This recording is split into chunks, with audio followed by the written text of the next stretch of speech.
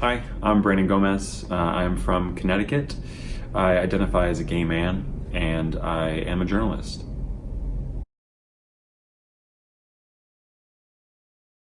When I was in high school, I was trying to define the line between my own attraction to another man and whether or not I wanted to look like that man, in terms of physical physique, in terms of fitness.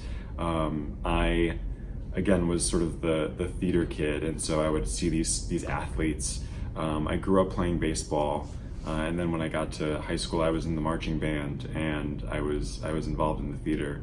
And so I saw these sort of physically fit classmates of mine, and I thought maybe, oh, that's who I want to be, not, oh, that's who I'm attracted to.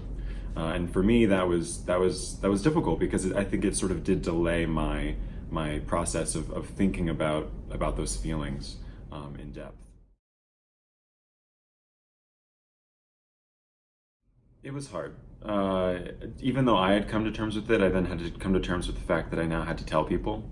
And when I started to tell people, it started as these sit-down conversations. Hey, can you meet me in the dining hall? Hey, I'm home for Easter break.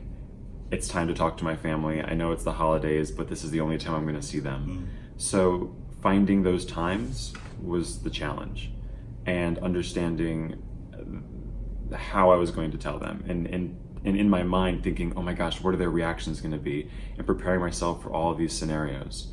And I felt very lucky in the sense that with those who were closest to me, I didn't face immediate backlash per se.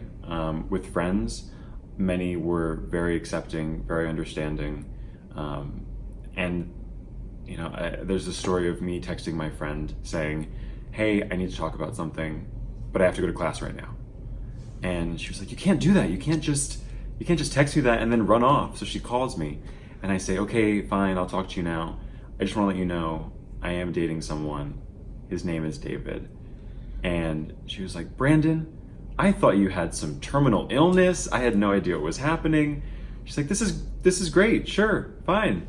Be who you want to be, love who you want to love. So for me, that was generally how the news was received. The challenge was really with family, and my brother responded extremely positively. He's still one of my greatest champions. But when I first told my mother, I remember going home for Easter break, and we actually have this little altar in our living room hallway on the way to all the bedrooms. And for whatever reason, that's the exact spot that I told my mother.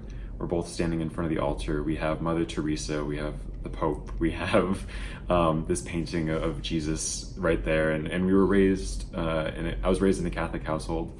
And so that was something I was struggling with coming to terms with as far as talking to my mother. And when she first heard the words, she was silent, and she was processing, and she was sad. I think she felt like she had lost something, or she felt like she had lost a lot of years with me because I was living this untruth that she, as a mother, didn't know was inside of me, and that she didn't see per se.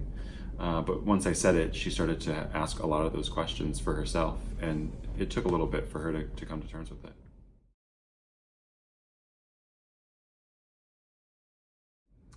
The advice that I would give to somebody that's coming to terms with their identity or starting to question is that they should take the time that it takes for them to explore and to figure out how exactly they identify.